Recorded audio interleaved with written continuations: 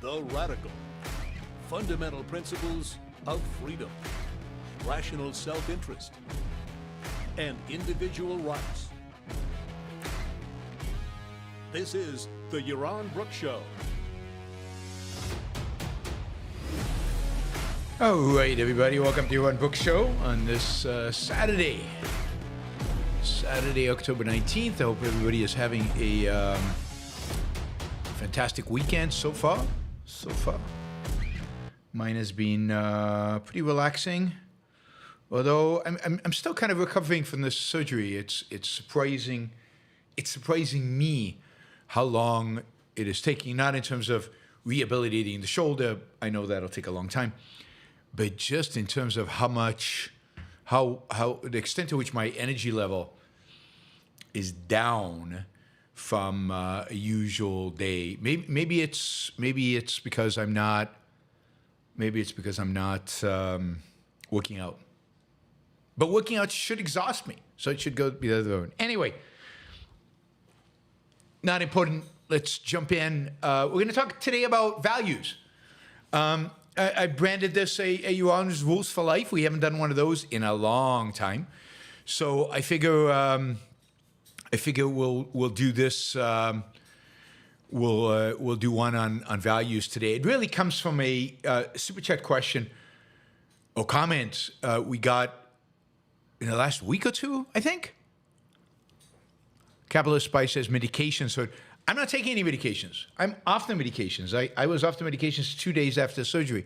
So I'm not taking pain medications. I'm not taking anti-inflammatory medications. I'm not taking any medications. I'm off. That's it. Done. And yet, I feel like I'm on medications. Anyway, somebody submitted this, and I apologize. But for whatever reason, I captured the comments and the question and didn't capture the name of the person. So I don't know. So here's what he wrote. Rewatch you and Ben Shapiro and had a light bulb moment. It starts at 12:55 when he asks you about deciding for him what his self-interest is. You bring up universal values, clarified a massive hole for me, and answers number one question I get from non-objectivists. Show on it with a question mark? Well, you got it. This is the show on it. So here's the thing about ethics and values. And we'll talk about values, different categories of values, but let's assume moral values for a minute. Everybody's asking me about the surgery and stuff. Evan says, not even Tylenol. I take Tylenol when it hurts, so maybe once a day, probably usually at night, but that's about it. I'm just, it hurts. It's really painful if I go outside the range of mobility, like what I'm able to in terms of mobility. But if I stay within the range the doctor wants me to, which is in the sling and not moving away from the range that is free, I have little pain. I have some pain. I have little pain. Andrew says surgery has psychological consequences. Not to me. Kidding. But I don't know. I think it's anesthesia takes a long time for it to wear off. I think I noticed that last surgery I had as well. I think it can take 2 weeks for the entire effects to go off. I think not exercising, body's in a different mode. I think the healing, the shoulder is super swollen and there's a lot of healing going on. There's a lot of energy, if you will. A lot of the body's focus is on fixing the damage over there of the trauma. So there's that. And then, in terms of stress and psychological issues, and then we'll get back to the topic. In terms of stress and psychological issues, I hate this stupid sling. I really don't like it. I don't like living with it. I don't like my arm in it. I don't like the way it feels. I don't like the constrained movement. I don't like, and particularly I don't like sleeping with it. So add to that, I'm not sleeping that well. And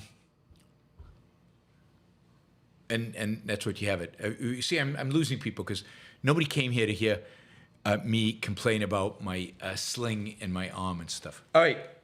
But overall, I'm doing pretty well. We're a week and a bit from surgery, and I'm doing a show every day. And I think energy is still up, although somebody said I looked bad. But generally, energy is still up, and we're good. We're good. All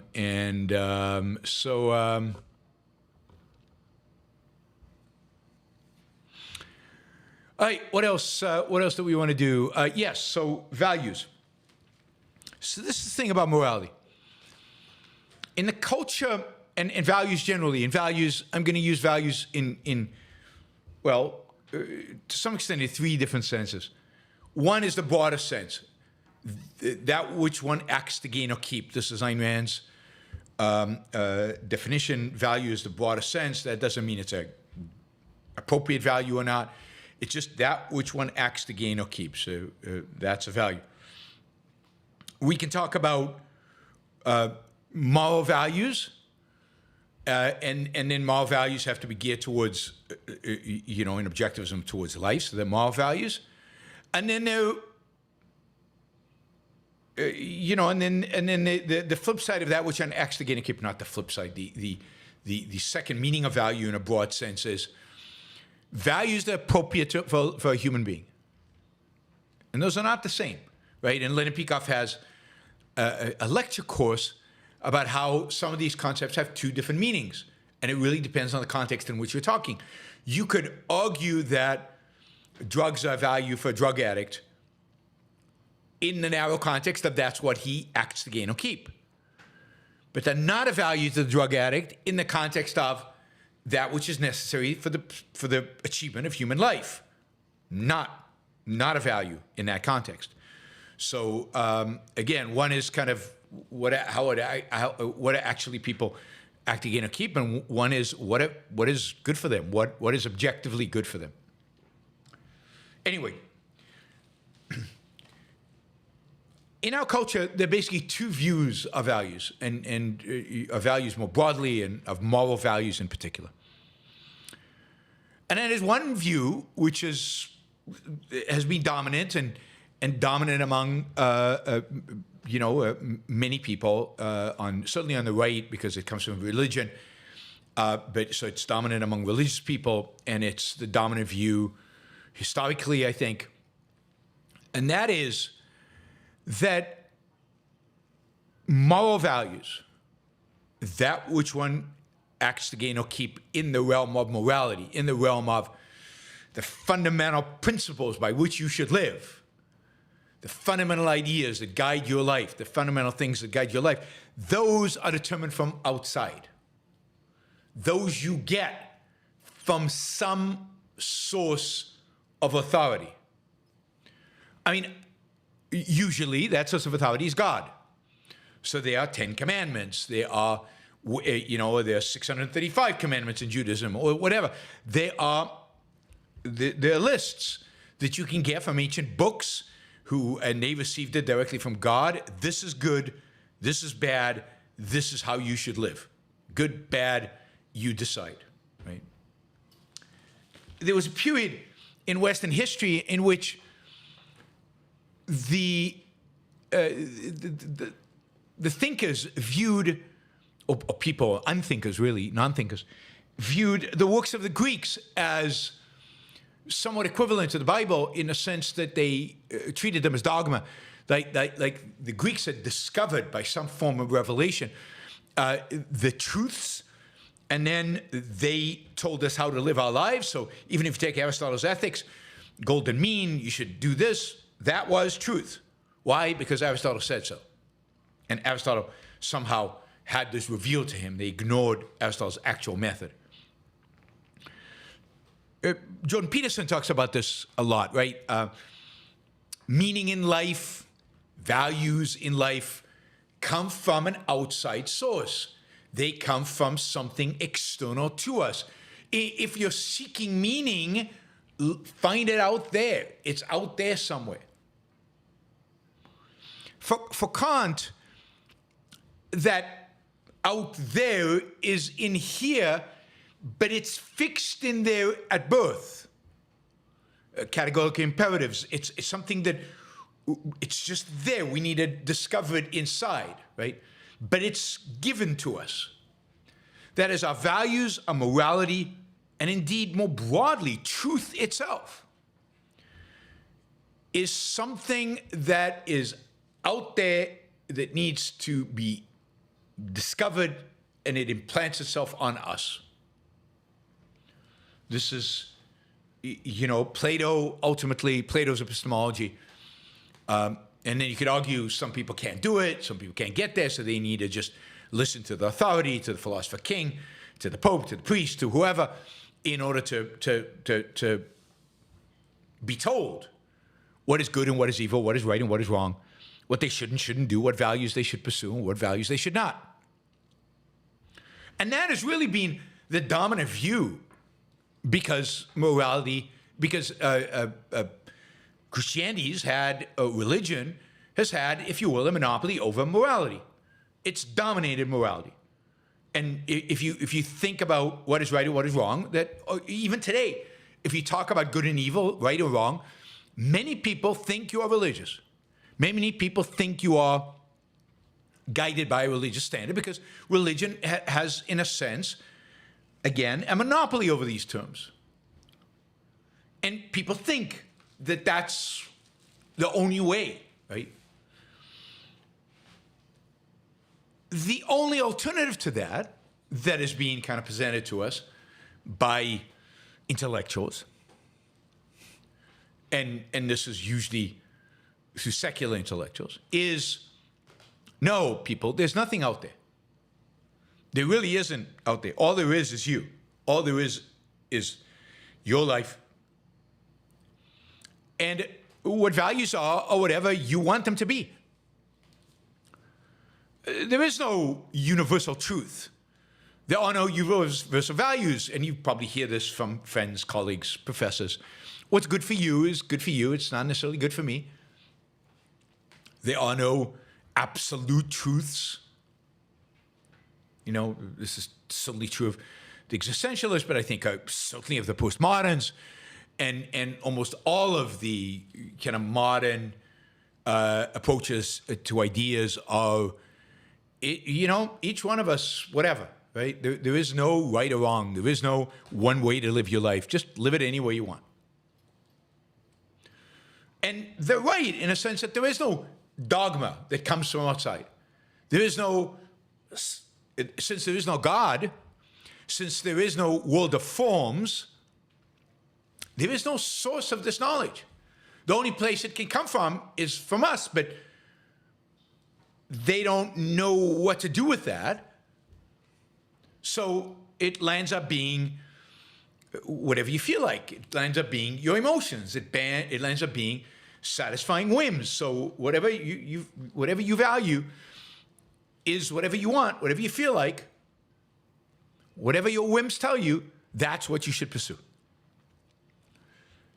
And that's the only two alternatives that people have and can even conceive of. And this is the thing that comes out of Ben Shapiro, right? Ben Shapiro comes from this approach of there are absolute values. There's good and there's evil. There's right and there's wrong. There are things I should do, there are things I shouldn't do. And how do I know what those are?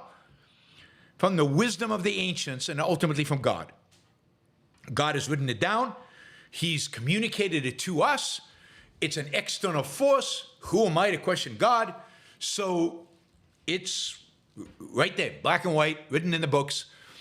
Read the Maimonides, read the Talmud, read the Old Testament, 10 Commandments. That's what it is. So, for example, he likes, Ben likes the sexy woman at the bar, right? It's always interesting what examples they come up with, because I think it tells you a little bit about their own psychology and their own drive. But, so he says,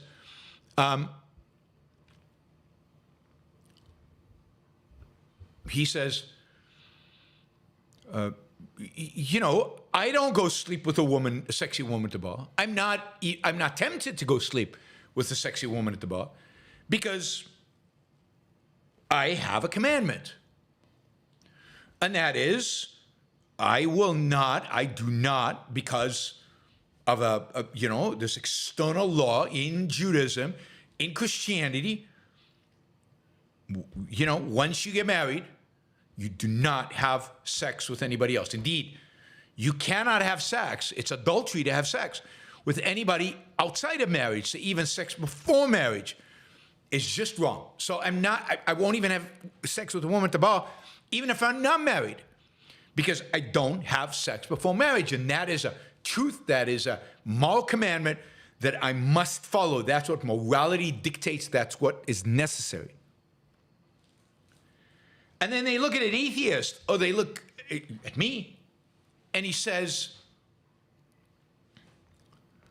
well, I mean, you're self-interested, and you don't believe in God, so you don't believe in commandments, you don't believe in a dogma, in a rigid form of morality, right?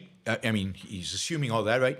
And therefore, you just follow, you see a sexual woman in a bar, you want to sleep with her, you go sleep with her.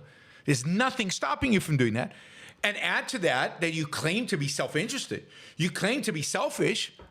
Well, your self-interested desire right now is to sleep with this woman. She's sexy after all, and we're just animals. And therefore, do it. Therefore, you would do it. There's no standard. And if you say, no, I also have a moral code, and my moral code says, if I'm married, I'm not going to cheat on my wife, and I'm not going to lie to my wife, lying, cheating. And because of my moral standards, I'm probably not even attracted to the sexy woman at the bar. And he goes, well, wait a minute. Where does this morality come from?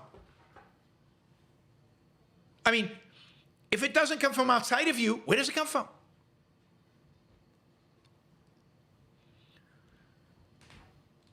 And it might be your morality, but what about Joe and Sam and Harry? They have their own morality, because there is no one standard of morality. So where does it come from? And Eric says reality, and there's a truth to that, but you have to be careful with that, because it's not that morality is out there in reality, and I just have to go and, oh, there I see it. Don't cheat on your wife. Okay, get it. It's not written in reality, because that's how they think of reality. That's how they think of morality. It's written in reality. It's somewhere there. It's in this other dimension. I just need to access it, and it'll say, thou shalt not, and so on. Right? So it's in reality, but it's in reality after a process of rational thought, right? I'm not claiming, Eric, that you meant that at all. I'm just saying, beware.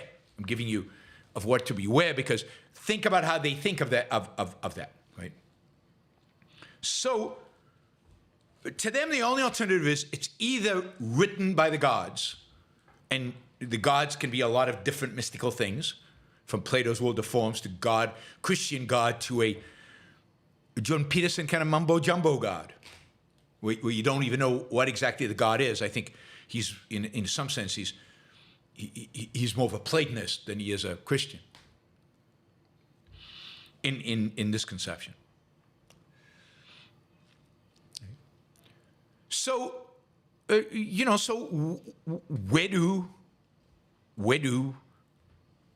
does this morality, which is pretty firm about things like rationality and things like, honesty and things like productiveness and, the firm virtues. And then there's clearly values, and there's a hierarchy of values. And how do we get that? Where does that come from? Where does it come from? And is it just your values are your values, my values are my values, whatever? There is no universality to them. There's no, I cannot say, here's a system of values that applies to all human beings. Because, again, if it's not coming from the outside, where's it coming from? And this is what is so hard for them to understand. What's so hard for them to understand is the process of reasoning as applied to morality. They cannot understand that reason applies to morality.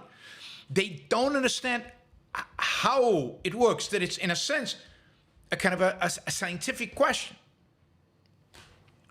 So how do we discover morality for a human being? How do we figure it out? It's not out there. It's not literally in reality.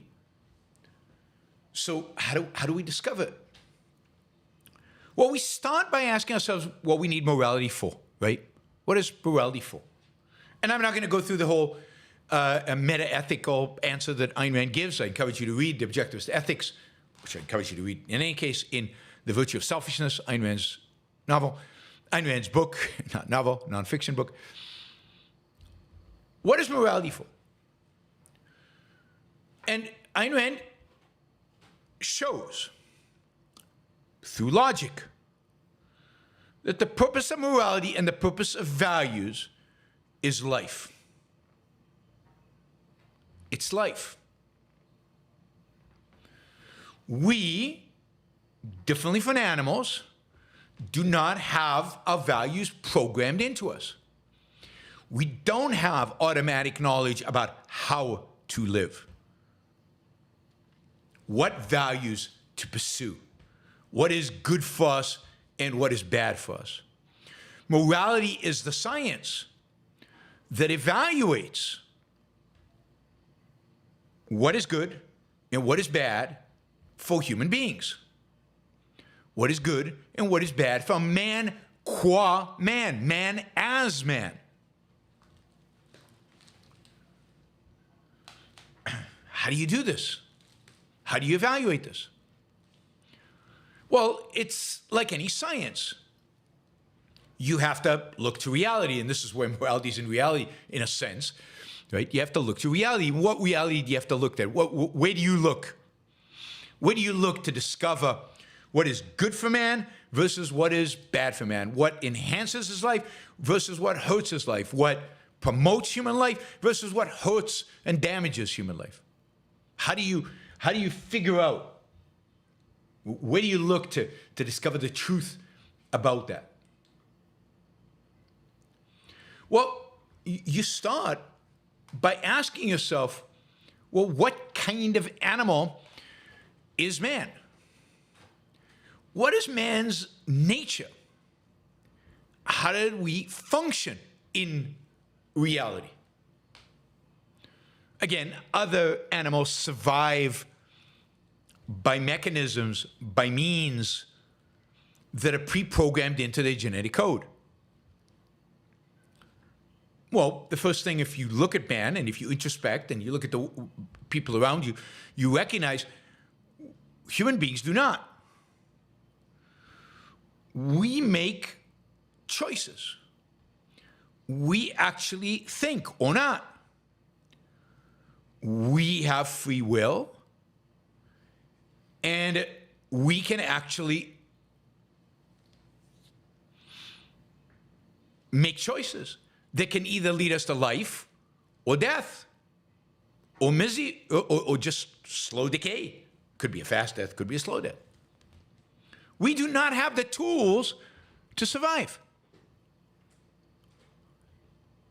You don't have the gene for hunting. You have no clue how to hunt.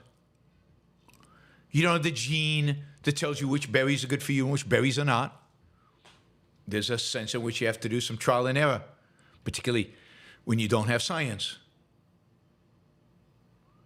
We do not know. It isn't coded into our genes what animals we should eat and what grass we should eat and what berries we should eat and what we shouldn't.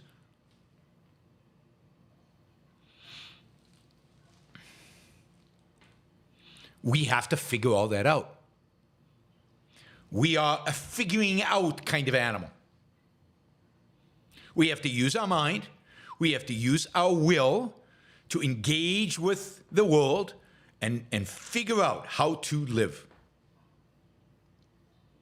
And in that sense, man, as Aristotle, I think correctly identified, is the rational animal. He's the animal that can write its own software.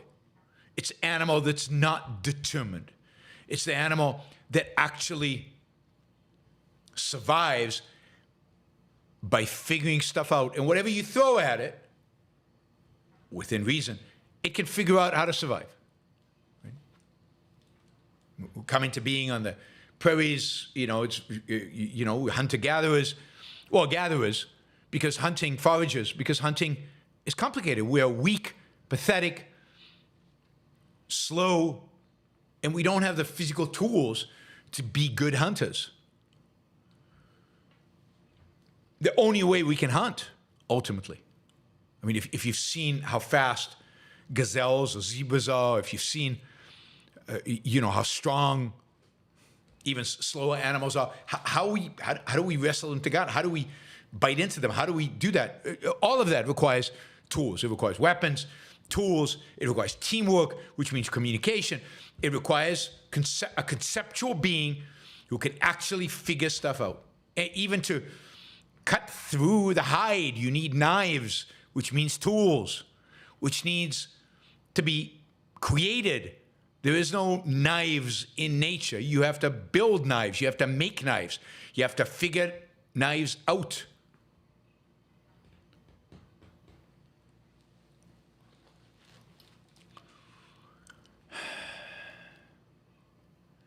So, step one is you have to identify that man is a rational being.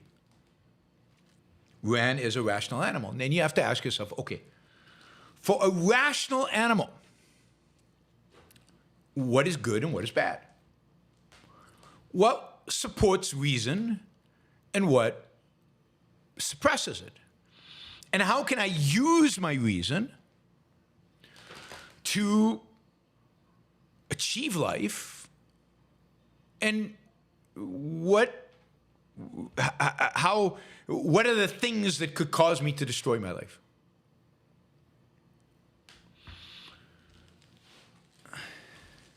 So, the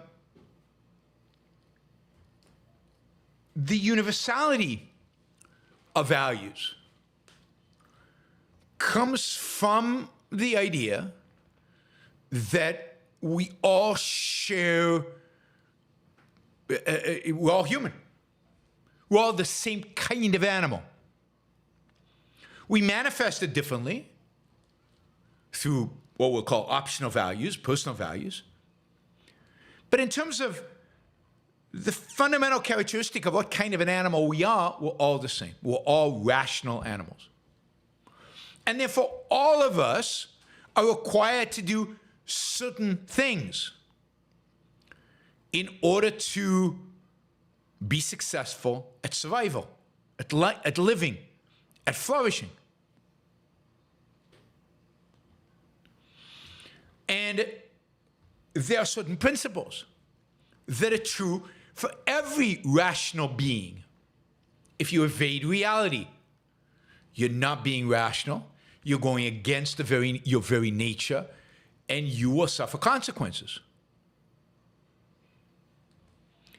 If, part of, once you understand the nature of man, you have to use your rationality to apply yourself to produce the things that make it possible for you to physically survive.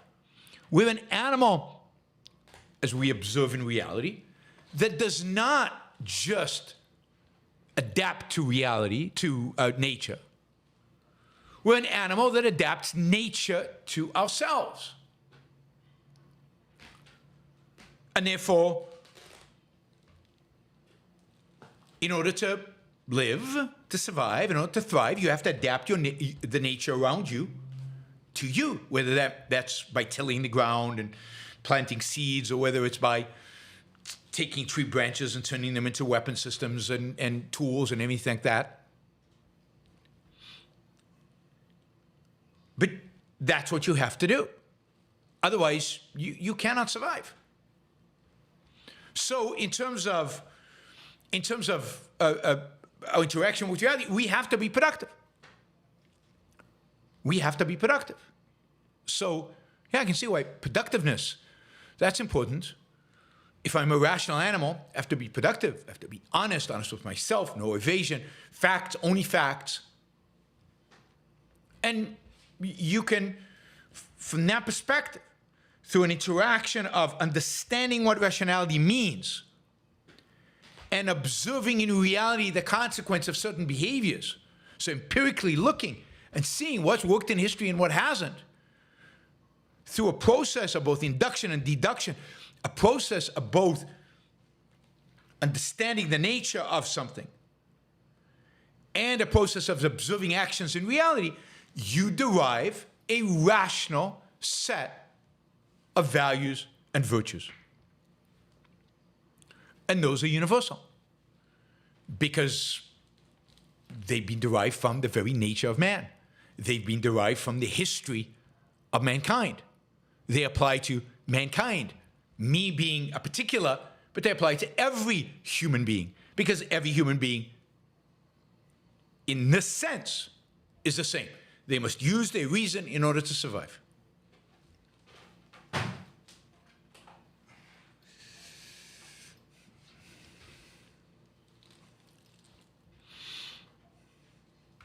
Right? So there is a set of values that is universal. And you can think of this not just in terms of morality. Universality. Think of it in terms of reality and nature and human survival. For example, food, nutritious food, is a value to all human beings. Why? Because without it, you die. Without it, you die. Water, a value to all human beings. If you don't drink water, you die. So, existentially, they're universal values, and morally, they're universal values. And they are both derived from the very nature of the animal and its desire to live. Now, again, if you don't want to live, if you don't choose to live, then values are irrelevant, right? Values are things you pursue in order to live. So moral values are universal principles that apply to all human beings and shape and guide and ultimately determine all other values. They are at the core of all other value choices. So for Rand, there are, three cardinal values: reason, purpose, self-esteem. Reason, because we are the rational animal. If we don't use the faculty of reason, survival is impossible to us. You can only survive by using reason. Purpose. Action has to be motivated.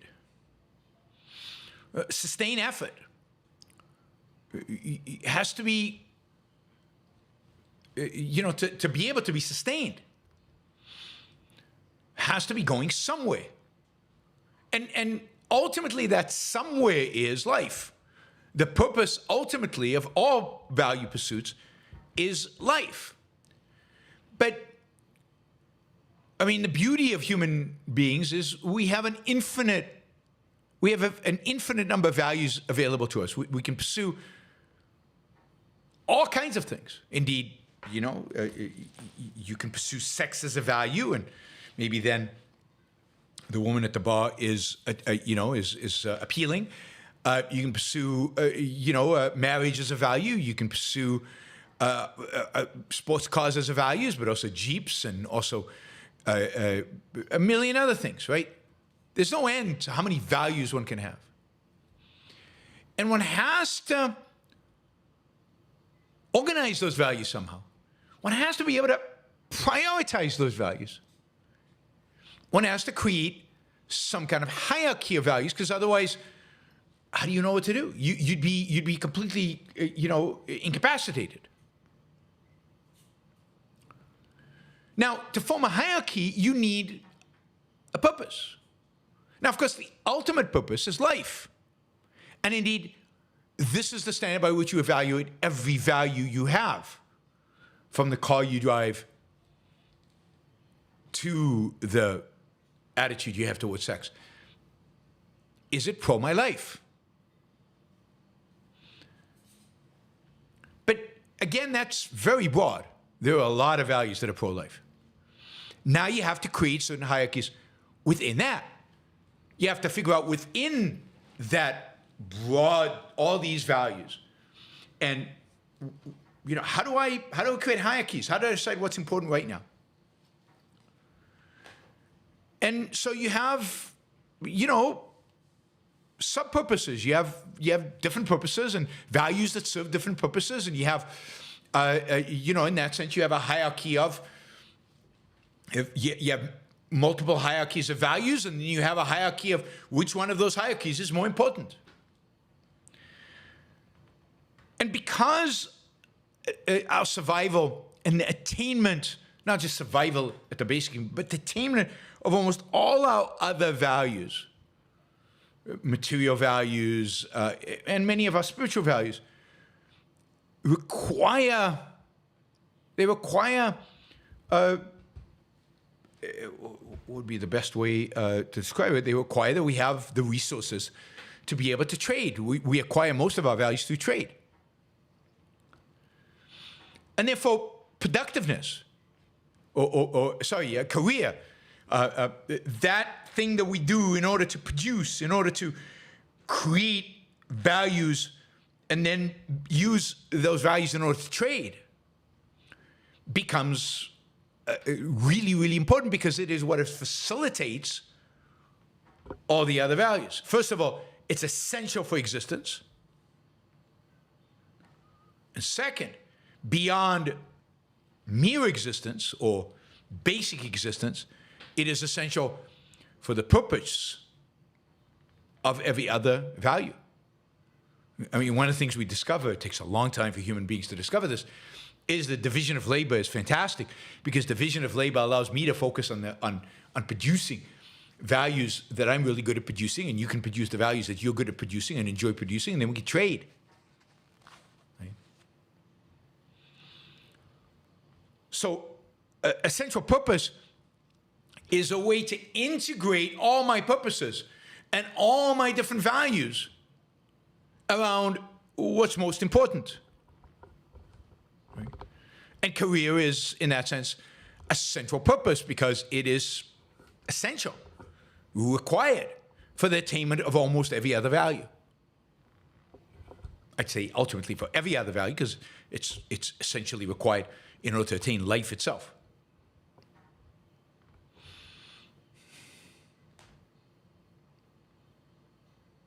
Do we have trolls? I don't see trolls. And then finally, the third cardinal value that I may identify is self-esteem. And self-esteem is, if you will, the psychological or the estimate that we have that allows us to act in reality, that allows us to pursue our goals, pursue our values. It's an estimate that says, yeah, I'm worthy of these values. I'm worthy of these things. This is good. And I can handle it. I can handle the world. And that's something you need to earn. It's not something that happens automatically. You know, some people earn it in their childhood because they recognize their particular abilities. They recognize their efficacy in the world. They recognize reality is knowable. They recognize that they can know reality, and they build up that self-esteem. Many people, their childhood self-esteem is undermined by parents who tell them they're worthless, by teachers who bore the hell out of them, by a rejection of values that is in the culture around them.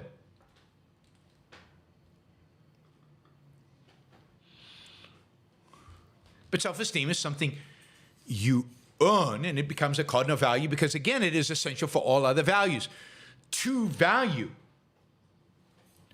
to think, I want a really nice car. But imagine every time you thought, wow, look at that look at that Porsche. That is a beautiful car. I'm going to work hard. I'm going to get myself one of those. Imagine if at the same time, immediately, a thought came into your mind saying, yeah, but you don't deserve a Porsche.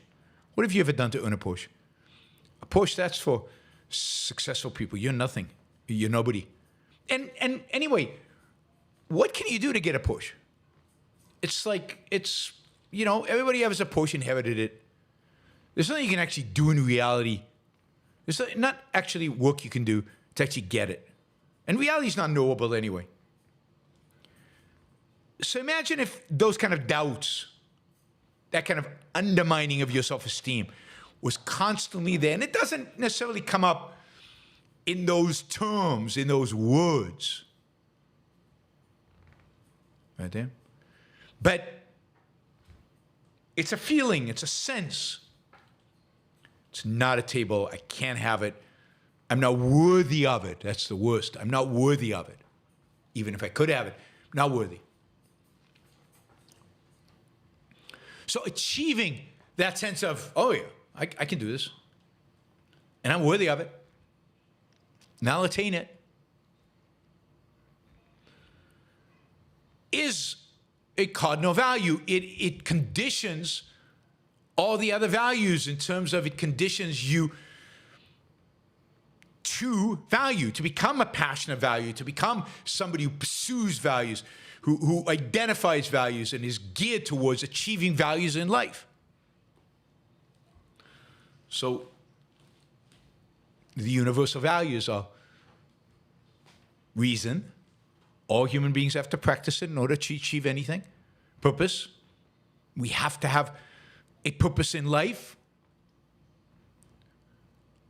And we have to be guided by purposes. And we have to have a central purpose in order to integrate all our purposes so we're not just drifting, running after values without any kind of hierarchy. I mean, purpose as a value really tells you, create a hierarchy of values. Figure out for yourself what's really important to you. And self-esteem. And Rand gives us the tools of how to attain these values, again, from a philosophical, ethical perspective, and those are the virtues, 7 virtues, that if you live by these virtues, then you are now, you will achieve these cardinal values. These are the virtues that are necessary in order to live a good life. The actions you must take in order to achieve values. Right. So those are universals, but then there is the question of how to apply those to the concretes of living your life as an individual. And this is where it becomes personal, not subjective. Big difference between subjective and personal. Subjective means it's just whatever. I feel like it. Values are my whims. Objective means I figured out that this is what's good for, personal means, in the sense, personal means objective. It means, can be objective. Personal means I figured out that based on who I am, based on my nature as a human being, and my nature as this particular human being, shaped by the particular experiences and primarily by the particular choices I have made, these are the specific particular values that I choose to pursue, that are my values. So we might value purpose, but this is my purpose. I'm a teacher. And my purpose is to teach. It's to communicate. It's to engage intellectually with the world. That's my purpose. Right? It's my central purpose. That's my career. It's not yours. It's mine, given who I am, given the choices I've made in life. Oh my God. Wes says, I'll watch the show later. I'm about to watch Ninotchka for the first time based on your recommendation. I am so jealous. just be patient because Wes, I don't know if you're still on. Hopefully you are, because I mean, Ninotchka's not a modern movie, so it has a different pace, and you have to let it play out a little bit, and it has a different sense of humor, and the acting is very different, right? It's not modern acting. But it is one of the top.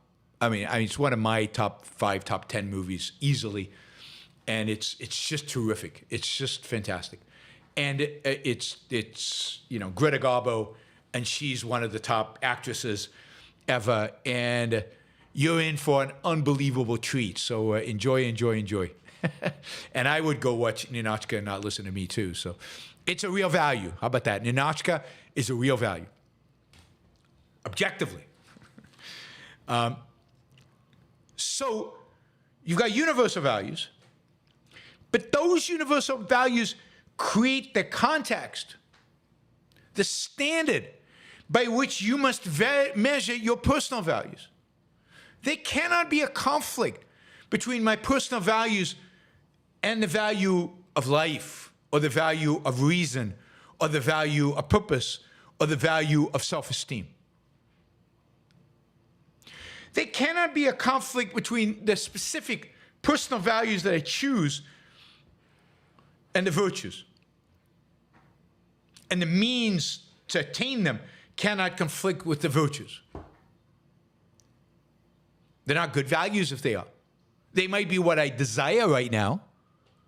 So in seeking out your personal values, it's important to identify what you desire, what you want, what you like, what makes you feel good, what gets you excited, motivated, and so on. But that's not enough. That's step one. Because the reality is, that's just emotions. You don't know if all of that is rational, is consistent with, your purpose to live, with your cardinal values, with your virtues. You don't know. So let's say you're young, and I'm trying to use the woman at the bar as an example, right? Because Ben Shapiro likes that example so much. And, you're attracted to the woman at the bar. And now the question is, I don't think you go through this process every time, but you have to go through this process at some point. What is my attitude towards sex? What is my attitude towards sex in the context of I'm a rational being? What is my attitude towards sex in terms of, my relationships with other people, how I interact with other people? What is my relationship to sex in the context of my self-esteem? And then if the woman at the bar who happens to be sexy, and this is not necessary because sexy women can be completely different than this, it's just a nobody, an empty, is not particularly interesting. She's not particularly of value. She's not particularly, stimulating or interesting in any kind of way. It's got a hot body. Then is that consistent with my view of my life? Is that consistent with my view of my self-esteem? Having sex with her, is that consistent with my view of what a relationship with another human being could be like, should be like?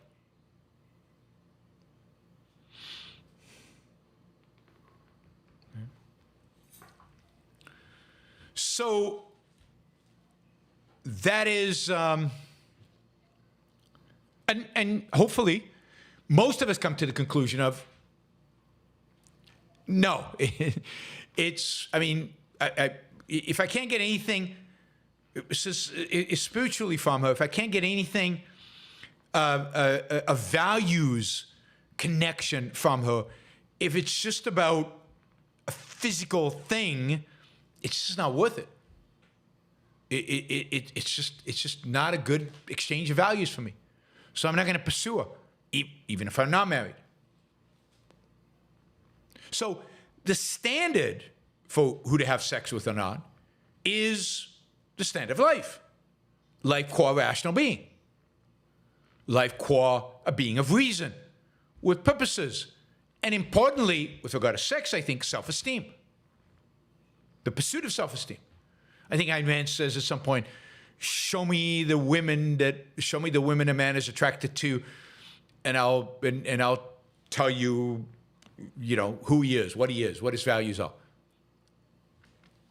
Because it says something about your self-esteem. Who you're attracted to sexually. I mean, not just attracted to in terms of look, but attracted to in terms of action. And I'm going to show you a picture of this woman because the reality is that physical attraction is personal. We're going to be attracted physically differently. Different people are going to be attracted to different. So, the picture that you have in your mind of this beautiful, sexy woman at the bar and the picture I have in my mind of the beautiful, sexy woman in the bar is probably completely different, right? I know you're joking, Christopher, but it's a good opportunity to use the joke for educational purposes. All right.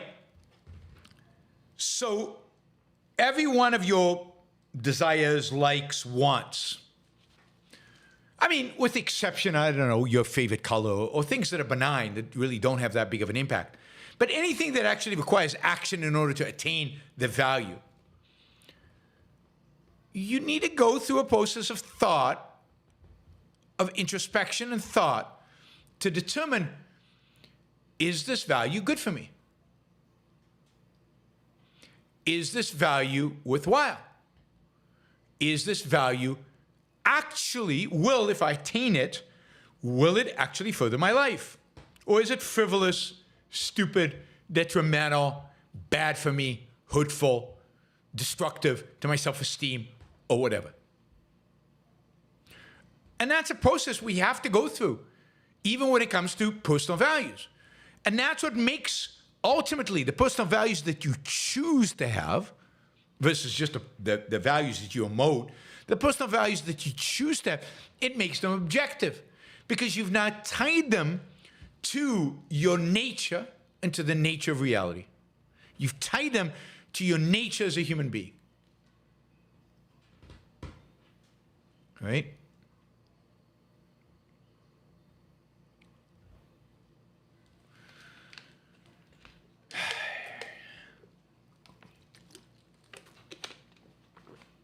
So all values should be objective in that they have been tied, your wants, the things you act to gain or keep are being tied to who you are, your nature as a rational being, and to the nature of reality. But some values are going to be universal. We all share them if we're going to live a good life. Morality, in that sense, is universal and absolute. And then the personal values, but both the absolute morality and the personal values are all objective. In a sense of tied to reality, tied to nature, the nature of you as a human being and the nature of reality out there. And everything is guided, your personal values are always guided by your moral values, by the universal values, by the principles. You live a principled life. So it's not an issue of, should I lie now? Or should I be dishonest to myself now? Should I evade just this one time? No, there's a principle. You don't have to go through the whole process of figuring this out over and over every single time. The pluses and minuses, the good and bad. No, lying, I've already shown myself, I've proven to myself, bad, don't do it. All right. What else do you guys want to talk about in terms of values? Hopefully you're asking questions related to this. But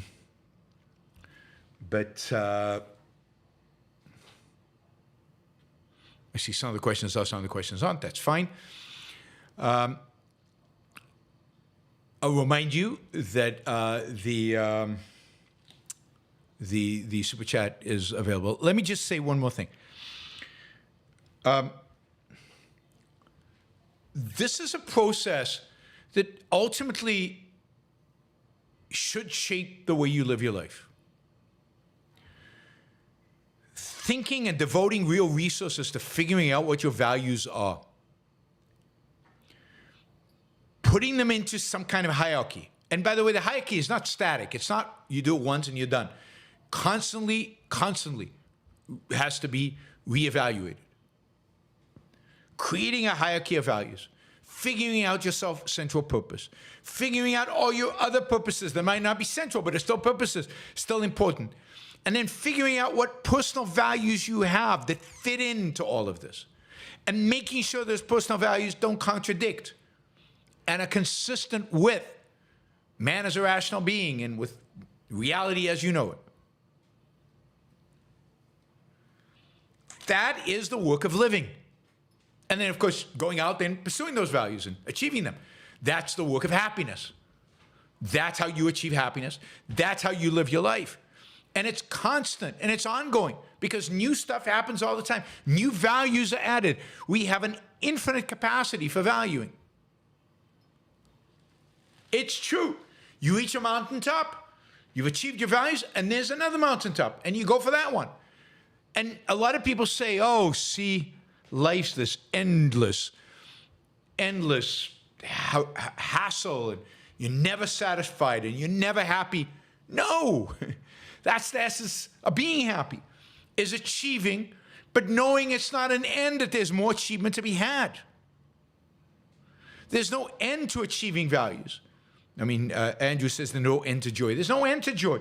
There's no end to pushing yourself, to challenging yourself, to get to becoming better, to doing interesting things, to meeting interesting people, to engaging in interesting activities. So valuing is a constant activity. And it's the activity of living and the activity of thriving. So embrace it with passion. Figure out, what do I love? Let's go for it. And again, make sure that it's consistent with, what do I love? How important is this to me? Oh, let's do it. And go for it. Too much in life sitting around waiting for stuff to happen to you. You need to go out there and make stuff happen. Too much sitting around waiting for something to hit you, something to come to you. To find meaning in life, meaning will just show up. No. I mean, if you're not sure exactly what your central purpose should be, if you're not sure exactly what you like and what you don't like, go figure it out. And figure it out by thinking, but it's not enough. Acting.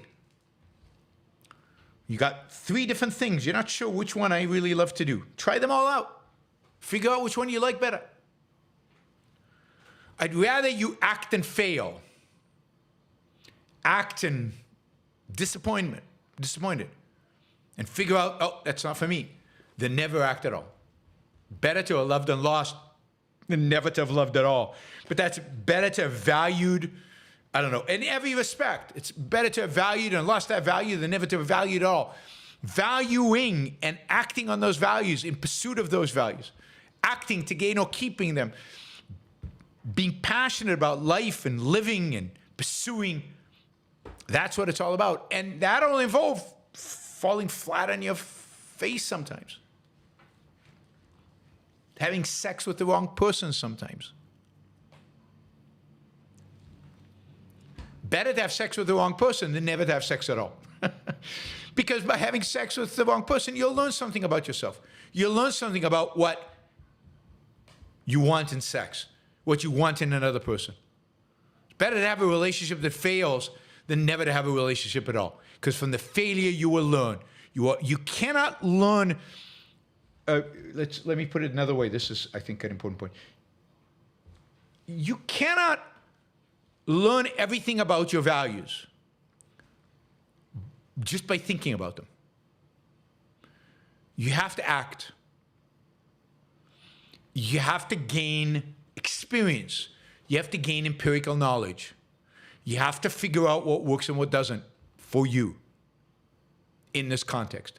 It's not all deduced from first principles. You can't just deduce your values.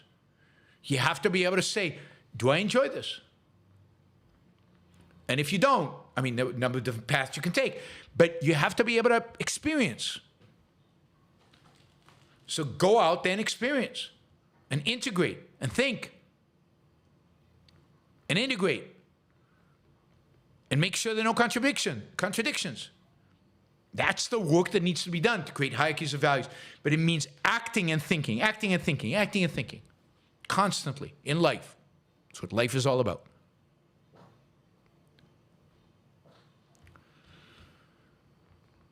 So,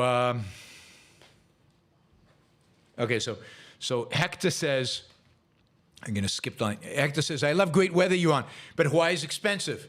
Well, then get rich. I mean, that's the point, right? What is the obstacle for me to get what I love? I need to overcome the obstacle. If the obstacle is money, then go make money. Don't say, I want to live in Hawaii, but Hawaii is expensive to live in, so I'm never going to live in Hawaii. And I really want to live in Hawaii. It's not just like, I really, really love living in Hawaii, but I'm never going to live in Hawaii because it's expensive. That seems like giving up on a value way too early. I mean, if you're really, really rich, then places that are expensive are no big deal.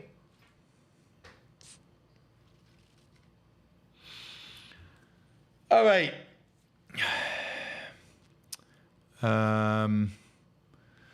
Let us see. We've got quite a few super chats, so thank you, everybody. As you know, this is how we fund this show. One of the ways we fund the show is through super chats, the one where you guys live participate. More importantly, it's the way you guys get to shape the show by asking questions and guiding the show in the directions you want it to go and getting me to talk about the things you want me to talk about. So, yeah, keep asking questions. We're well on our way to the goal. We're entering our second hour, so we cleared the first hour goal, and we're deep into the second hour goal. So keep going at it. Keep going at it. We've got about 90 people watching on YouTube. We've got about 140 people watching on Twitter. Those of you in Twitter, come on over to YouTube so you can ask a question on anything, a Ben Shapiro question or any other kind of question. Andrew for $50. Thank you, Andrew. Looking forward to an important premise. Generally, values are to be kept and gained in the present and the future. Don't live in the past. The past can be pleasant to visit, but people stuck in the past often unhappy, and happiness is our goal. Yeah, I mean, the past is the past. In a sense that the past has fond memories in it, but the most important thing about the past is that it has shaped the present and our future. The most important thing in the past is what we've done with it when it was the present. That is the conclusions we came about the things that we did back then, the experiences we had about the things that we had back then, and how that shaped who we are today and how we face the present and the future. But you live now. You don't even live in the future. I mean, and in that sense, you can't live way in the future. I mean, the future even has to be finite. It's defined by the scope of human life. I can't plan for 100 years. There's no point. It doesn't make any sense. And one of the things you discover as you get older, which really surprised me when it started happening, is suddenly your planning horizon shrinks. That was the thing about getting old that was most troubling and strange for me, right? It's like when you're in your 20s and 30s and 40s, you go, yeah, one day I'll do that. And when you get to your 60s, you got like, whoa, there's no one day I'll do that. I'm either going to do it soon or I'm not going to do it. And it makes how you approach values interesting, because deference is not a possibility anymore. And then you have to decide, okay, how important is it?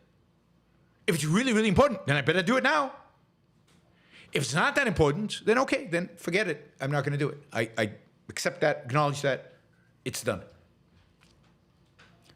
And you don't think in those terms in your 20s and 30s and 40s. Although you should. But once you get into your 50s and 60s, certainly in your 60s, you really start thinking, the things that are important cannot be delayed. I mean, a little bit, but like, I want to go live in this city for 3 months. I want to spend some time in the city.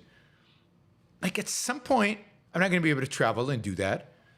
That some point could be within a decade, 15 years. So either plan it for the next few summers, or it's never going to happen. And that's reality. So even the future is tricky. The present and the future you can see. That's what's interesting. The past is, there's a sense in which, values are, one can act to gain or keep. Well, when does one act? In the present. What does one plan to act? Maybe in the future. One acts over time, from today into the future. In that sense, the past is irrelevant for valuing. The past is irrelevant for living, other than the extent to which I've learned from the past, and maybe analyzing the past and thinking about the past will make me a better valuer today and in the future. The only purpose of the past is to teach us, to allow us to come to conclusions about the present and the future. Hopefully that helps Andrew, or that answers, or that satisfies, whatever. All right. Michael, do people often become overly critical of others when they're unhappy or unfulfilled in their own life? I think so. I think that's absolutely right. Again, it's a more psychology question, but certainly people project onto others their own unhappiness, their own dissatisfaction. And when they're unhappy about the choices they make, they start pointing out, oh, well, I made bad choices. But look, other people made worse choices. And they go out and they find and they point out and they emphasize the bad choices that everybody else has.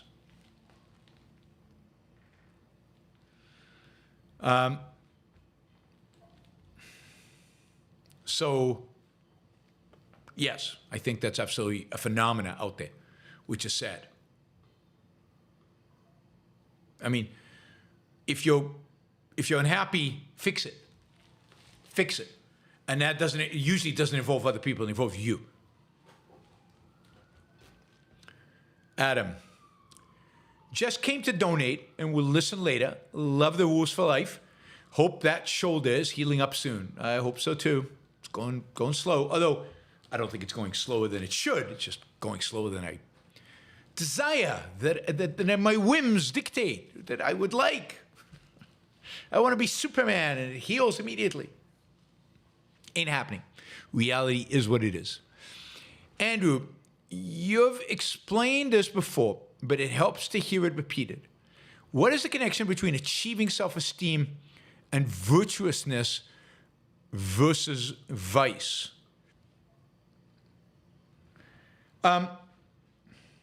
So, of course, everything spirals. Everything, feeds off of each other. It's a feedback loop. Everything is a feedback mechanism. You cannot achieve self-esteem unless you're virtuous. Virtues are the principles that are necessary for the attainment of a successful life. And a successful life, its attainment and the knowledge of its possibility is what self-esteem is built off of. Self-esteem is the sense that I can live a meaningful life. But if I violate the virtues, whether I recognize the virtues or not, I can't attain that life. And then I go, God, I do all these things and I'm not achieving, I'm not happy, I'm not achieving my values, I'm miserable. Well, the conclusion you're going to come to, happiness is not attainable, life is not achievable, reality is not knowable. And that, of course, is the negation of self-esteem. So it's acting according to the virtues. The virtues derive from the nature of man and his relationship to reality. It's acting based on that, based on reason, based on fact, based on reality, that it allows you to achieve success, which then reinforces this idea that, yeah, I can achieve success, and I'm worthy of success. And that just reinforces, oh yeah, I should continue being virtuous. These principles actually work. So having self-esteem encourages one to be virtuous. And the only way to get self-esteem is to be virtuous. And again, it could be virtuous. I mean, there are people out there, you don't have to be an objectivist to have self-esteem, but you have to be virtuous. You have to follow a certain, you have to be rational in your life. If you're not rational, you're not going to attain self-esteem. So self-esteem is a product of your rationality. You might not recognize rationality as a virtue. You might not think of it as such. You might not follow through with it as such. It has to be there, otherwise you're not going to get that self-esteem. All right, let me thank some people who did stickers. Ian, thank you. Really appreciate it. Whoops. Disappears on me. Ian and... a lot of questions, not a lot of stickers, I guess. Oh, Colleen, $50. Colleen, thank you. Really appreciate the sticker. Thank you, Colleen. Thank you, Paul Cohen. $20 sticker.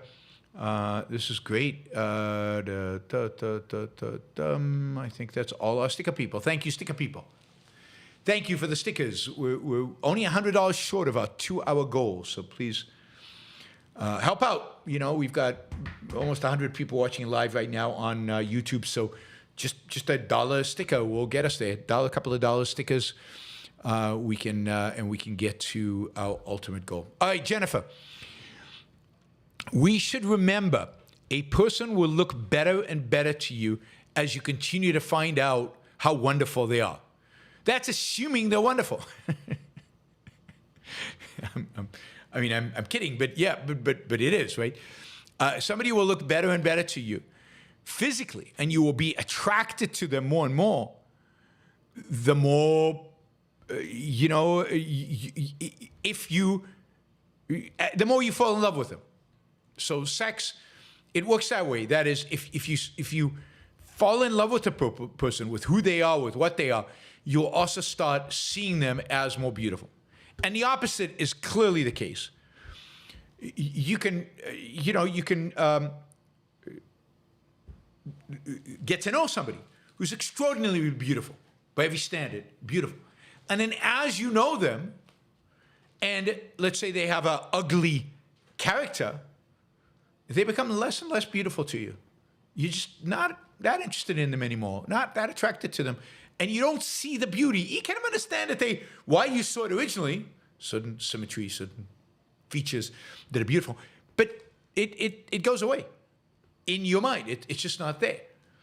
So absolutely, it's our assessment of the person will very much contribute to assessment of the character of the person will very much contribute to our assessment of the physical characteristics. Now, it's still true that I think there are objective standards for beauty, and there's some people who are just not beautiful, and again, they'll look more beautiful the better their character is, but you won't be able to say objectively this person is beautiful. There are standards for that. But much more important, particularly in terms of sexual attraction, is what kind of a person they are and what they do for you spiritually as a trader in spiritual values. All right, talk about stickers. Armin is coming with a $100 sticker. Thank you, Armin. Really, really, really, really appreciate that. I haven't seen you in a while. Thank you for being here. I hope you're enjoying the show. All right, let's see. Friend Harper. Can anything one acts to gain or keep also be a means to the ends of a value? Can anything one acts to gain or keep also be a means to the end of a value? Something that is a value and a virtue at the same time. Like money, we act to gain and keep it, but it's also a means to an end. Yes, I think a lot of things are that. Now, I wouldn't call that a virtue. That is, money is not a value and a virtue. It's a value. It's a value that also allows us to gain other values. It's very few values. Life would be an example. Are ends in themselves. Many values are means to even greater values, even more important values. They are means to other values. So yes, values can be means to further values. Right? Absolutely.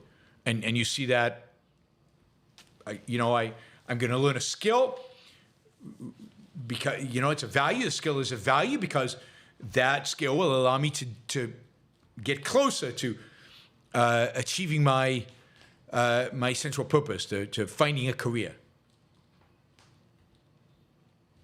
And you can think of lots of values like that. Money is a good example. Jennifer, lyrics from Neil Peart on what not to do. All right, here we go. Quote, waiting for the winds of change to sweep the clouds away, waiting for the rainbow's end to cast its gold your way. Endless ways you count the days. Very good. It reminds me of a Dr. Seuss book. There's an excellent, my favorite Dr. Seuss book. Excellent Dr. Seuss book that exactly makes this point. It's, and I can't remember what it's called, but it's got all this thing about waiting for this to happen and waiting for that to happen and waiting for this and waiting for that. And the whole theme of it is stop waiting, go do, go value, go pursue, go achieve. Stop waiting. And it's actually really beautifully written, and it's by far my favorite. I wish I remembered which one it is. Of course, I used to have it when my kids were small. I don't have it anymore, but I can't remember which Dr. Seuss it is. Maybe one of you, remembers which one it is. Waiting for this, waiting for that. Oh, the places you'll go. It might be Oh, the places you'll go. I think you're right, Lincoln. I think it is Oh, the places you'll go. Yeah, that would be. So the waiting for the winds of change to sweep the clouds away is very much in the same spirit of that Dr. Seuss book. I used to know that book by heart. Oh, the places you'll go. I used to know that book by heart. It's a fabulous book. It's about ambition. And it's about action. It's about valuing. It's about being a passionate valuer. It's a fabulous book. If you look it up online, maybe the text is even online somewhere, because it's definitely worth reading, even if you're an adult. All right.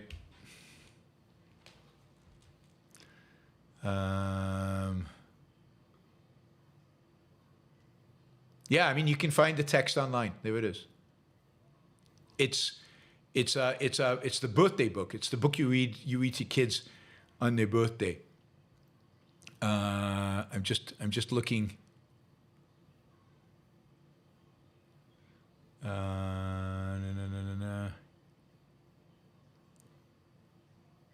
It's really good. I mean, this is really good.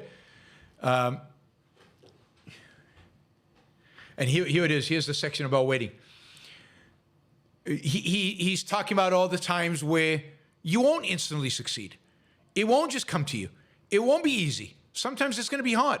And this is what he writes.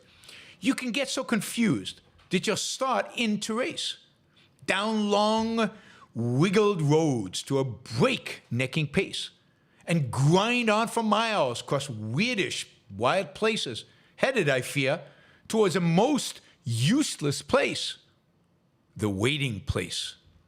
For people just waiting for a train to go, or bus to come, or plane to go, or mail to come, or the rain to go, or the phone to ring, or the snow to snow, or the waiting around for a yes or a no, or waiting for their hair to grow.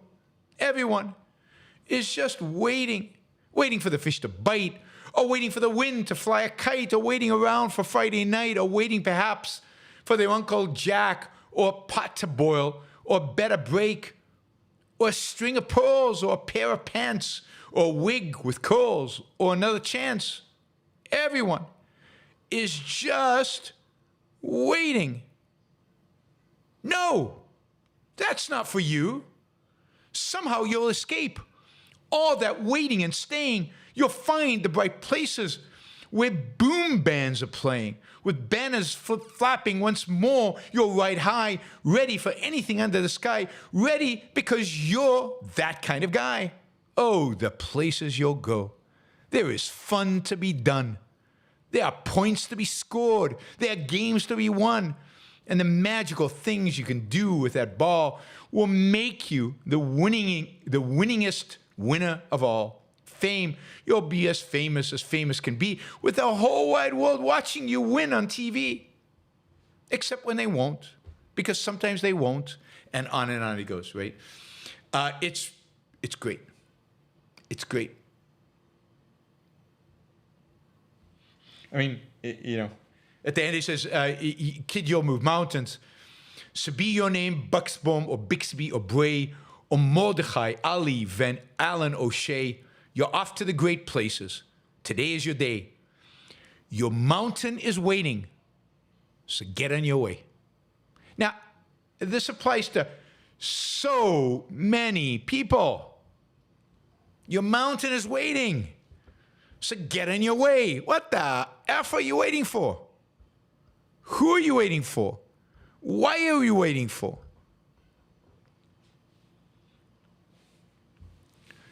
So, I think it's amazing. Just look it up. Oh, the places you'll go. The text is online. I assume it's out of copyright. Well, no, it says the text above was copyrighted in 1990. So I don't know exactly why this is. But it's a great book. Buy it for a kid you know. Get it for some kid that you know, because it's the best. Oh, the places you'll go. All right. Richard. Nourishment mostly comes up in the context of food. I think romantic art is spiritually nourishing. I agree. Ayn Rand talks about it. Can you think of an example of mental nourishment? For example, a career that challenges one to think. Yeah, absolutely. Well, friendship. Friendship is nourishing. I think other people can be a nourishment, particularly, friends. What you get from them and what they get from you, hopefully, is spiritual nourishment. That visibility that they give you, visibility into who you are, into what your values are, that is nourishing in a similar way to art. So yeah. Hopefully that makes sense. All right, Nefel. The people who sleep with a random person remind me of a case in my village. When I asked about a whining voice coming from the countryside, they were saying it's a fox having a stomachache because of eating raw grape.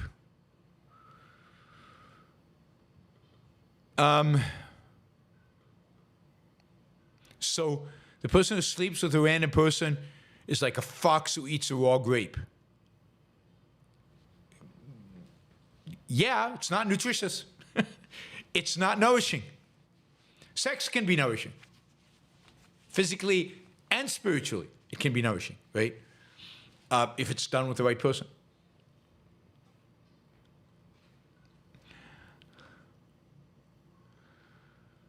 All right, let's see. Yeah, we've got time for more questions if you guys want to ask them.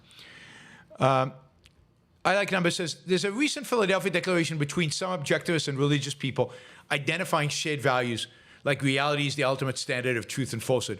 Should that be pursued? No, because it's a scam.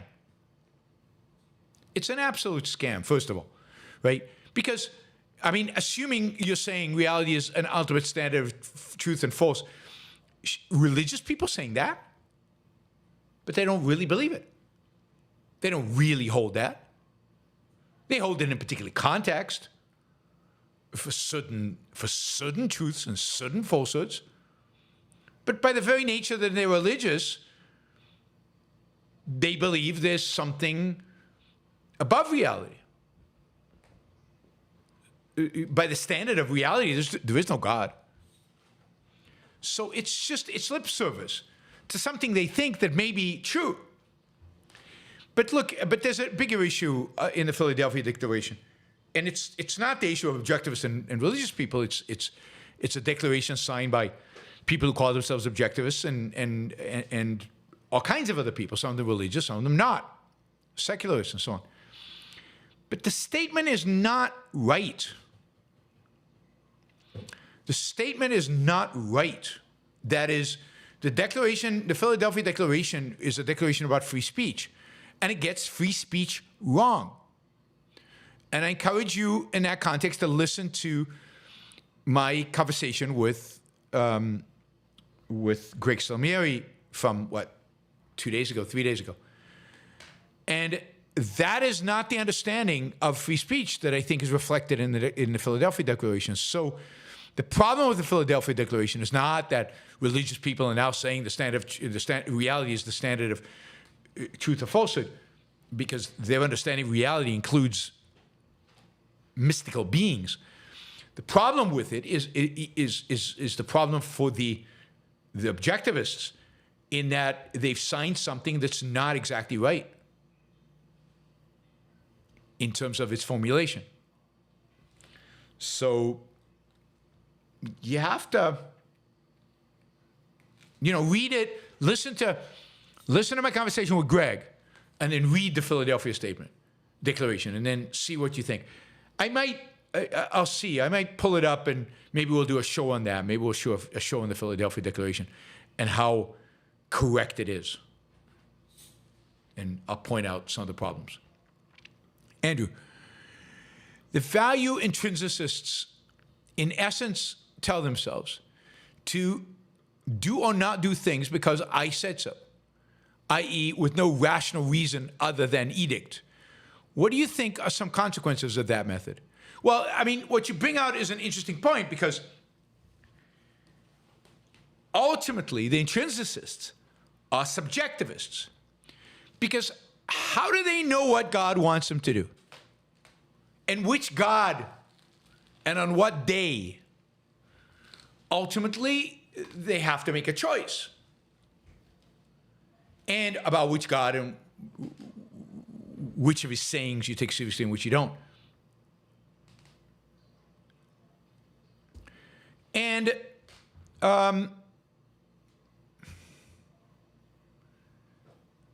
so how do they make the choices about these things? Subjectively.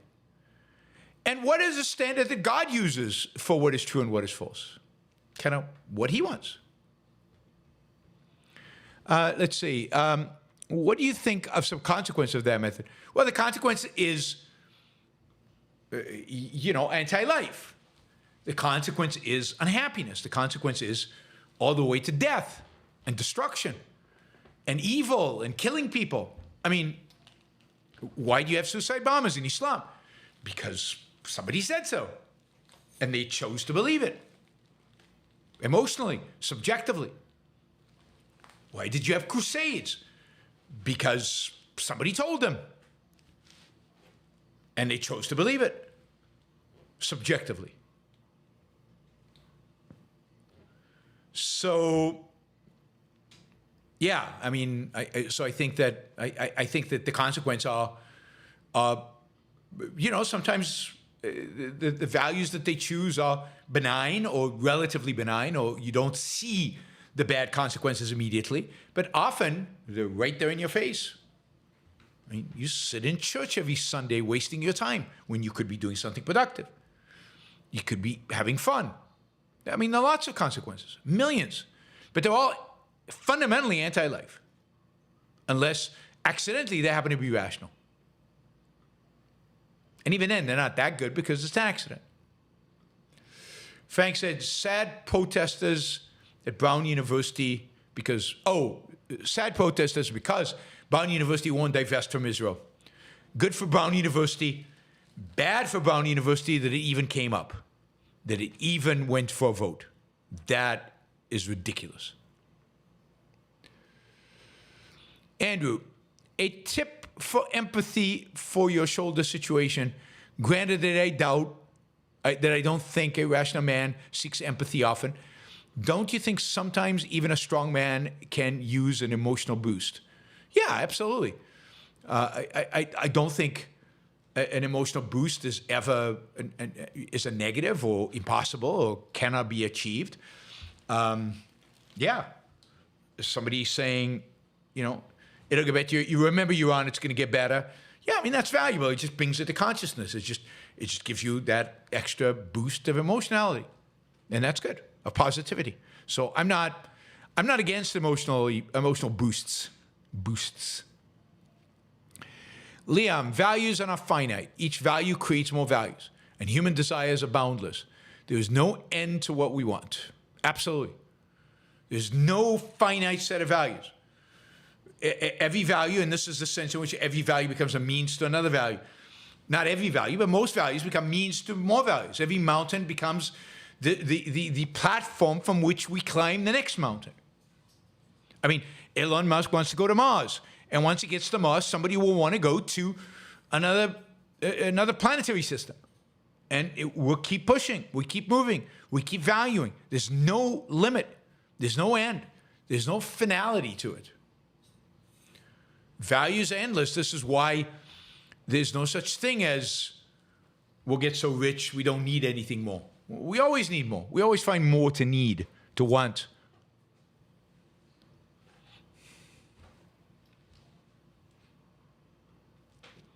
Oh, Nifel has an explanation for the fox thing. They say foxes eat grapes randomly in the night, and some grapes happen to be raw. Yeah. Randomness is not good for human beings. We have the capacity to avoid randomness by using our minds. Liam says, part 1, I'm in Chicago. It is dreamlike to glance upward and take in the sight of these skyscrapers, modern achievements of the human mind, design, engineering, construction. Yet, in the same moment down here at the street level, is someone going to leap out and rob me? How can the best and the worst be at the same place at the same time? Well, I mean, it can, right? Because the best does not recognize that it's the best. The best doesn't recognize why it's the best. The best does not insist that others live up to the best. The only reason is that we tolerate the robber. We justify the robber. We sanction the robber. You know, he's hungry. He didn't get his breaks in life. He's not lucky like that entrepreneur who built that beautiful, magnificent building. And we rationalize it. When the good, the beautiful, the amazing recognize how good they are and recognize that they've been sanctioning evil, this is the whole theme of Atlas Shrugged, then it'll stop. Then it'll stop.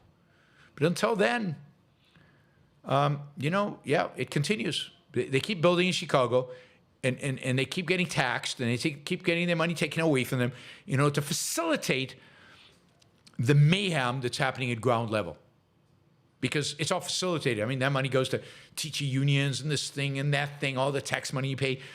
And, you know, and it goes to defunding the police. So it's the sanction of the victim. That's what makes it possible. Andrew says, going for the hot chick at the bar is likely going to cause Shapiro more harm than benefit over the long term. Otherwise, objectivists will say to go for it. Such an assessment requires one to think. Yes, and you know, I've done that. You know, the process, what value do you get? What value do you lose by going for the hot chick? And you know, not even in the long run, but even in the short run, is it a net benefit? Have you gained more than you've lost? And I think that's when it comes to sex, I think that's true. Not just in the long run, but even in the short run. It's just not fun. To the randomness of it. Now, you know, I'm very pro-sex, and you know, so I don't want you to take this as, you know, don't go have sex with the hot chick at the bar, but have something in common with her. Have some value beyond just the hotness that makes it worthwhile, and don't be married unless you're in some kind of open relationship and there's no lying deception going on. So you just do it right. Do it right. I'm all pro-sex. Just do it right. Do it in a way that promotes life, promotes virtue, promotes value, that puts you ahead in life, not backward in life. Hookham says, I often hear Palestinians voted for Hamas. How do you compare that to Iranian people? Are they also culpable for past leaders?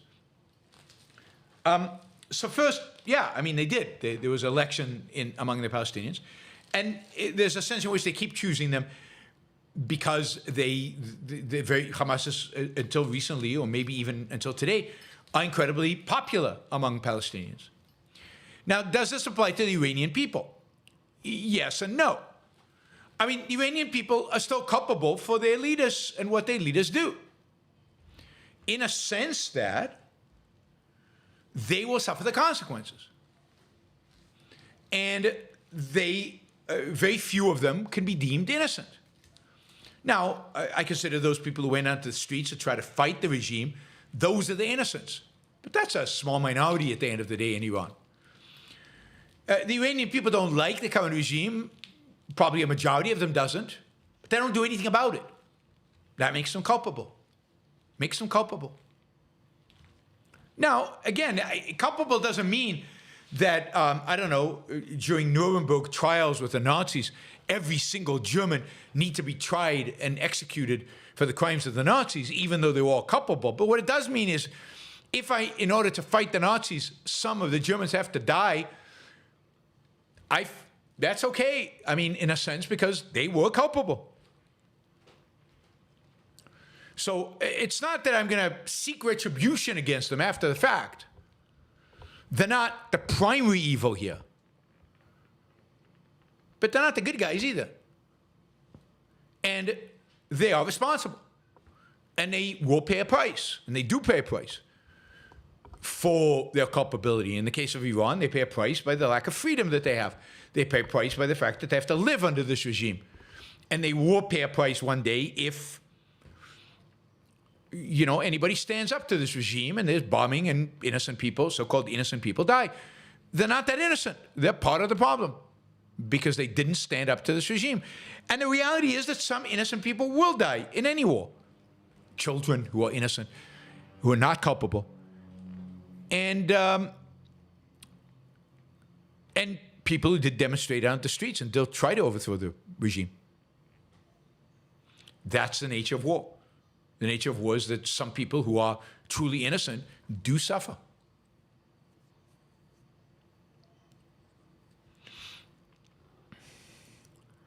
Kabutar.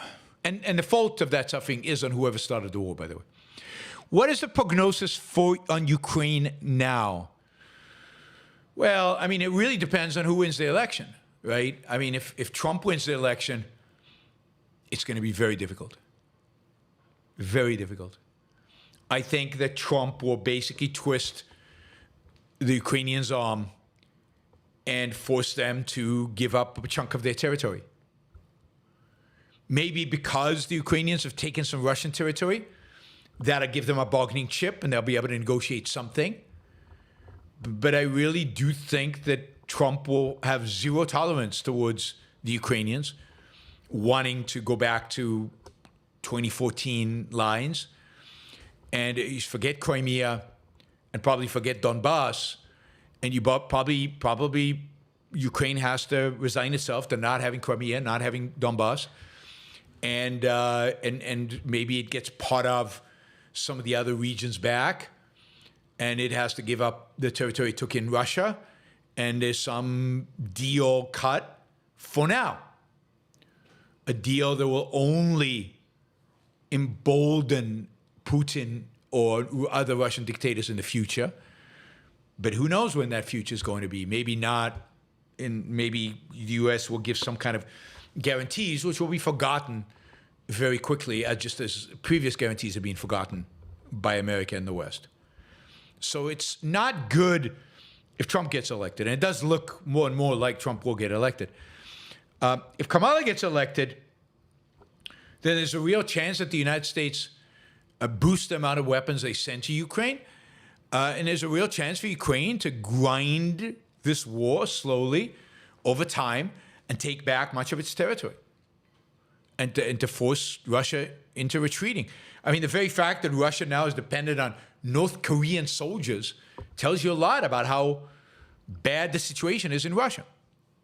If Russia was in good shape, strong, confident, mighty, it wouldn't need troops from North Korea. There's a cost to those troops, probably dollars, because that's what North Korea wants. It wants money, it wants resources. But, you know. And the reason, by the way, we have to spend so much money on Ukraine is because we kept dribbling and drabbing it in instead of giving them the tools to win, which we should have done 2 years ago. And then the war would have been over much faster, and it would have cost a lot less money. The reason it's so expensive is because the United States is uncommitted to it. You can't fight a war you're not committed to winning quickly and decisively. The United States won't give the Ukrainians the tools to win it, so it just keeps dragging on, and it could drag on more. But relative to what the United States spends money on every single day up in Washington, D.C., $175 billion is not that much. We have a deficit now of over $1 trillion. I mean, just this last 12 months. It was 12 months? Yeah. The U.S. government spent $1 trillion paying interest on the debt. $1 trillion of interest payments. You worry about Ukraine? Richard, in an Aesop fable, a fox concluded grapes were sour because he couldn't reach them. Some people diminish desirable values because they believe they can't gain them. Yes, that's a good fable with a good lesson, life lesson. A month and 3/4 of interest payments. That's what it comes to. It's pretty pathetic. And 175 over how many years? 2.5 years now? It's a long time. How much interest have we paid during that period? How much do we pay on welfare and on all the crap that the government spends money on? Subsidies.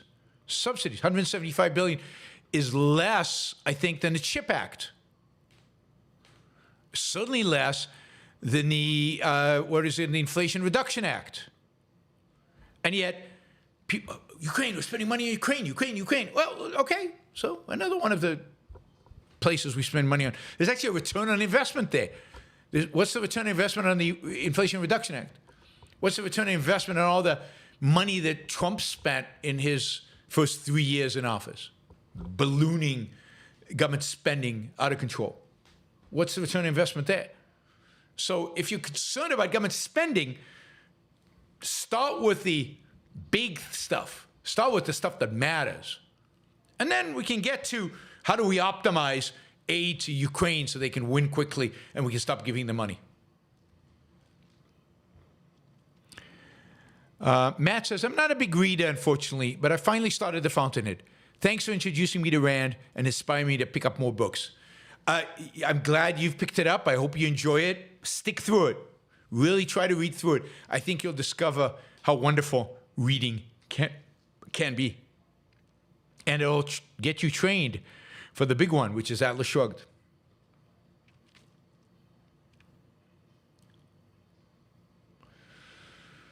Hookem, can you collab with Streamer Destiny? I would be happy to do stuff with Destiny. I mean, mainly debate him. I think that's more appropriate. But whether he has any interest in doing that with me, I don't see why he would. But I'm happy to. If he reaches out, I would be happy to do it. He's got the audience. So the power, he holds the cards. He holds the power. I am quite willing to do stuff with him if he is interested in doing so. Andrew, religion and altruism can create fear and shame in connection with wanting money. Isn't that extremely unhealthy psychological reversal? Yeah, of course. I mean, shame generally, particularly shame that is targeted at real values. Money, for example, production, success, sex, is unbelievably destructive because it prohibits you from gaining the self-esteem that gaining such values would actually, you would get, right? You would gain the self-esteem. If you gain those values, those would contribute to your self-esteem.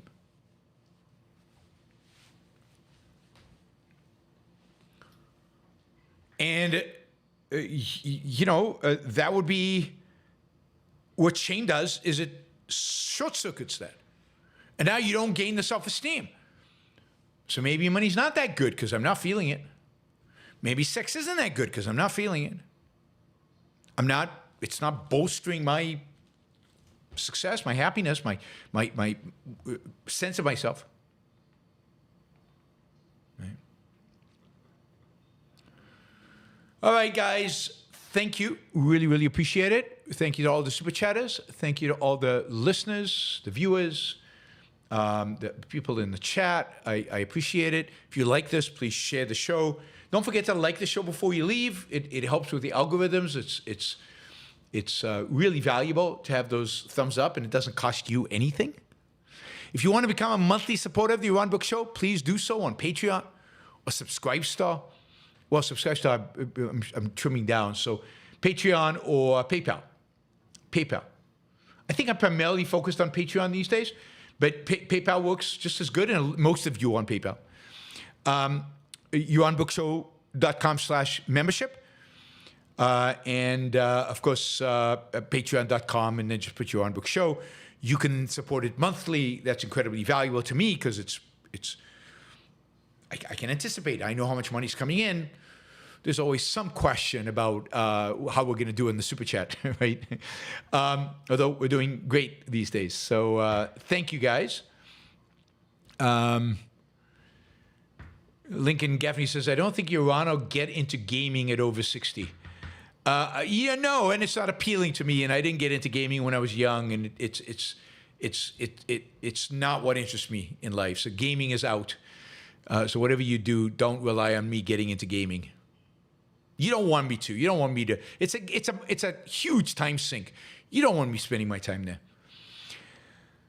All right, guys, I will see you. For those of you who speak Hebrew, I will see you tomorrow. We're going to have a Hebrew show tomorrow, show for Israelis, and then I will check in with the rest of you on Monday, unless, of course, something happens, like Israel attacks Iran tonight or tomorrow night, and then maybe I'll do a special show.